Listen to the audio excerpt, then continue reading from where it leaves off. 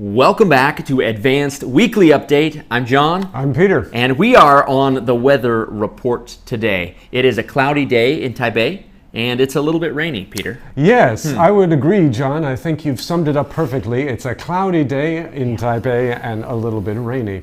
Yes, and when the weather is dark and dreary, D-R-E-A-R-Y, dreary, it kind of makes me feel like not... Kind of weary. Kind of weary. There you go. Yeah. That is exactly it. Do you ever feel weary? W-E-A-R-Y. When the weather is dreary. D-R-E-A-R-Y. That means, do you ever feel tired when the weather is kind of dark and depressing? Right. You know, I know that for a lot of us, we do not get enough sunlight. I'm looking at my poll right now, though. How much sunlight do you get? The poll should be there on your screen. Do you get not enough sunlight? Enough sunlight. Actually, 60% of people are telling me they get enough sunlight, so I'm jealous now. Do you get too much sun? There was a time when I worked in a grape vineyard and I got too much sun. Or what is sun? Like, what is that? Yeah.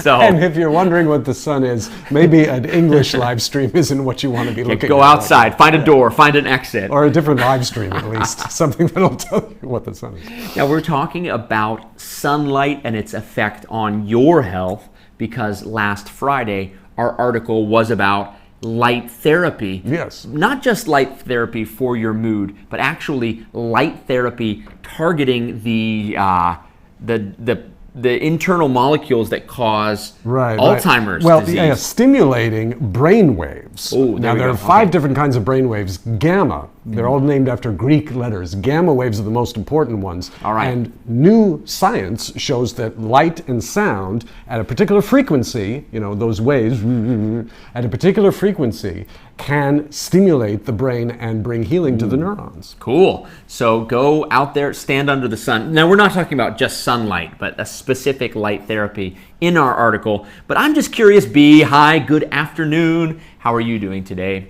Thank you for practicing your English. Everybody, we'd love to hear who's out there. Just practice your English. It's good for you. Just get a little English out of your system today. It'll help. And we appreciate you logging in. Do subscribe if you're new. Let's talk today about our question, our main question. How does changing weather affect your health? Being able to talk about your health in a different language is pretty important if you're traveling, if you run into issues. One time I was traveling in Costa Rica where they speak Spanish, and I fractured my collarbone while body surfing, while swimming. And so I had to go to the doctor, and he gave me a sling. Yeah, it's not what you want to have to do on vacation, but it happened. But let's talk about a few vocab words around light today and weather changing. First of all, we have this term, seasonal affective disorder. It's an acronym that's easy to remember, SAD, S-A-D. And it's when, I think I get this sometimes, where I feel kind of down, kind of low energy when it's dreary for a long period of time. Right, at certain seasons of the year. They affect you. They affect your mood because the light is different. Yeah.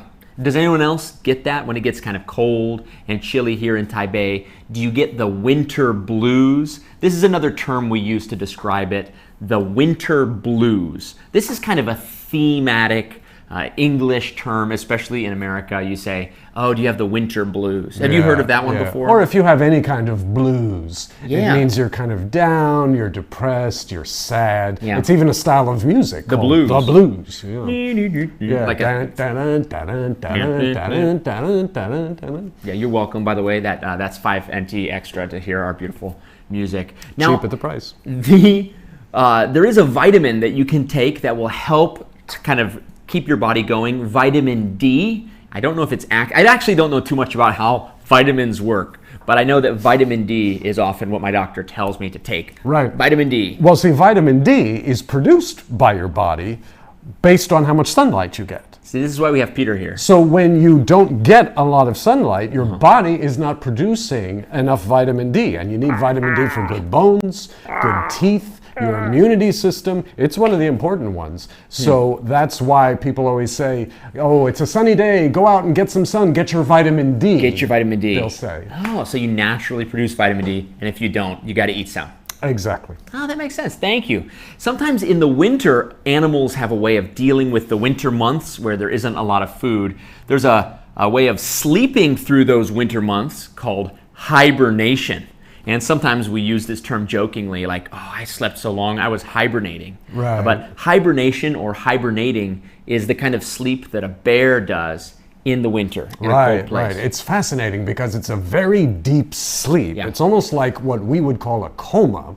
Yeah. But it is perfectly healthy. It's not bad, and they just go into a cave or somewhere and go to sleep for like 3 months without waking up. I did that one time. Well, yeah, John does it more often because he's always so busy. But yeah, that's how we'll use the term casually. You know, oh, I'm not just going to sleep. I'm so tired. I'm going to go hibernate like all weekend because it's been such a long week or something like that. Yeah, you can use it that way. You'll see it in sci-fi with hibernation pods, P-O-D-S. Hibernation pods are always in those space travel sci-fi movies.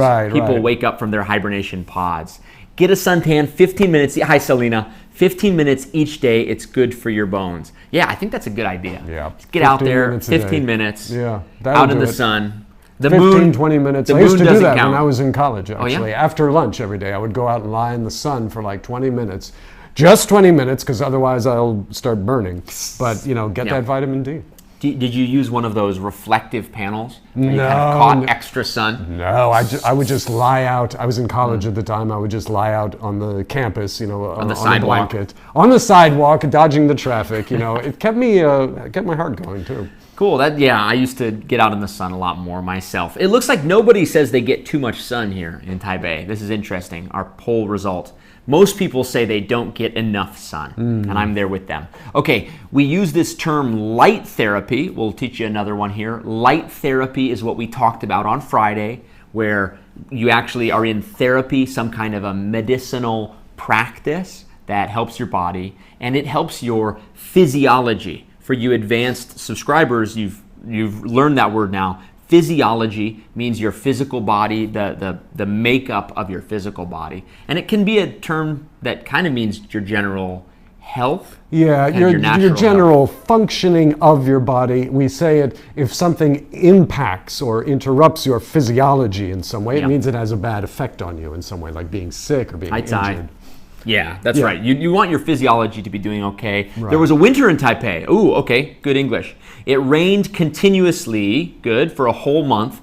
People looked really dreary, and happiness seemed far away. That's right, dreary. Yes, very good. And Steve, hi, good English. I think changing weather affects our health sometimes. The rain will make people start to feel very unhappy and crying. Yeah, it's true. You know, when it's raining. Sometimes a little bit of rain is nice, right? For eating indoors, it's thematic, but if too much.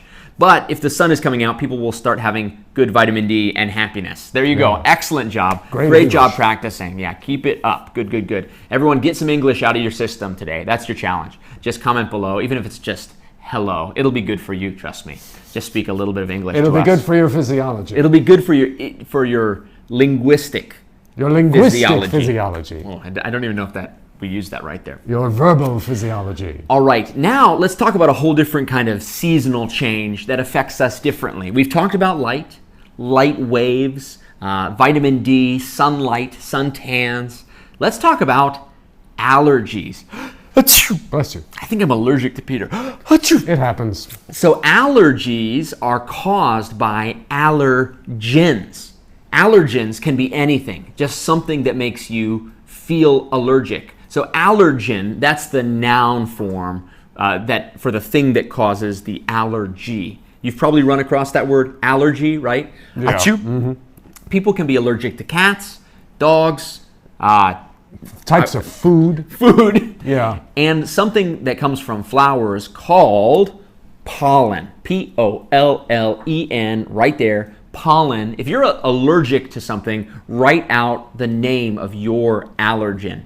Do it. I feel like moving to Taipei, I've tried to actually eat some honey and bee pollen. You can actually buy the pollen right from the bees to help with allergies.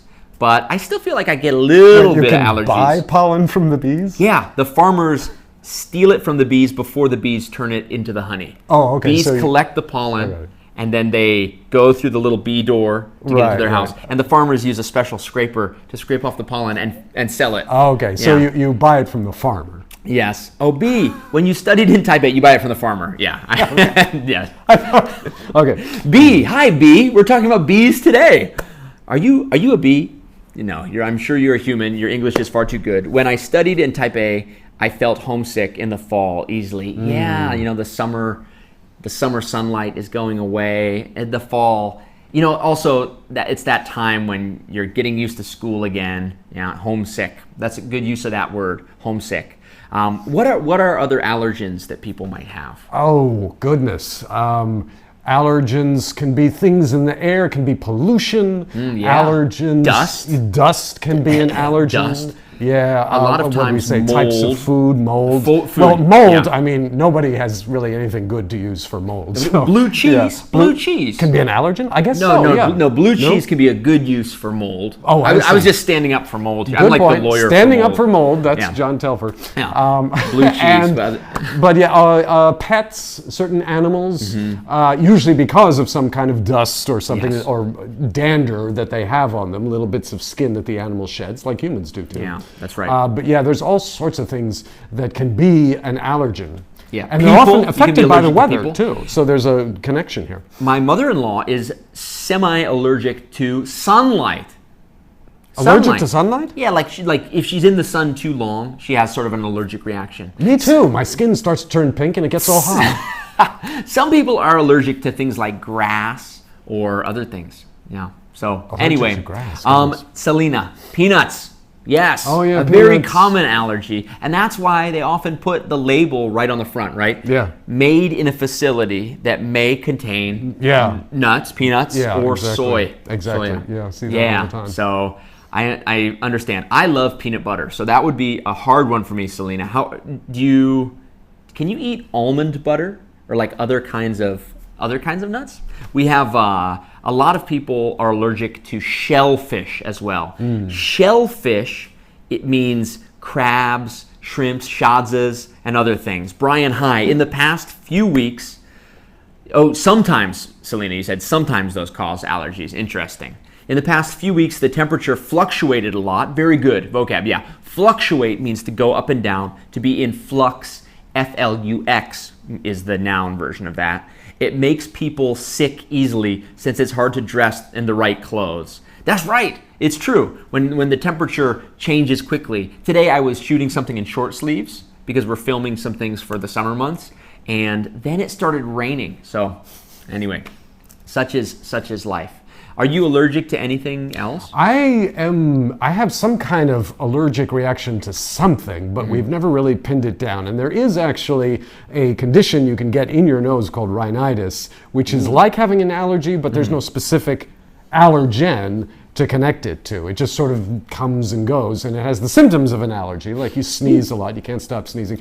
It's interesting because it tends to be affected by changes in weather, like what Brian is talking about here. If we have a couple of cool days and then suddenly it spikes to a hot day, then I'll start sneezing more. Yeah. Just because of the change in temperature. Interesting. Yeah. Allergic to fruit fuzz. What, Sophie? You mean like a peach? Like the fur, the hair, or the fuzz? That's the best way to describe it. The fuzz on a fruit. Interesting. That's wild. I've never heard about that. So if you cut off the skin, then you can eat the fruit. It's okay to actually. She's got to stay away from the skin. She's allergic to it. Right. That's what I said. If you cut off the skin, then you can eat the fruit. Right. You have to be like a ninja. You throw it up and then because you can't touch it. Anyway, I'm sure you. How do you deal with that? Steve, flowers can cause allergies sometimes, and air also the same. Yeah, the little particles in the air. This word particle means a little piece of something, a particle. All right, friends. Well, we'd love to hear if you're watching this afterwards or if you think of your allergy later. Hopefully you're not allergic right now during this change of weather. But please comment below. Let us know what you're allergic to. Guys, great job. I'm really proud of you practicing today. Looks like most people are not getting enough sunlight. We have 62% of you saying you don't get enough. 38% say enough. You get enough. We better go get some sunlight right now. I think so, yeah. Or get some light therapy. Some light therapy. Ooh. All right, friends. Well, this is Advanced Weekly Update. God bless. If you are free on Friday night, the 22nd of this month, the 22nd, 7:30 p.m., we've got the location below here in Taipei. We are having one of our studio classroom Friend for Life rallies. So it's a chance to get out, hear some music, hear an encouraging word, see some skits, and meet the English teachers. So come. You can even throw fruit like in the old days. Yeah. I'm joking. But if you do want to pelt us with fruit if we're doing a bad job, just nothing that we're allergic to, please. Right. Yeah. Nothing with fuzz on it. Exactly. All right. Thank you, B. We really appreciate you guys. We'll see you next week, God willing. Take care. Until next week.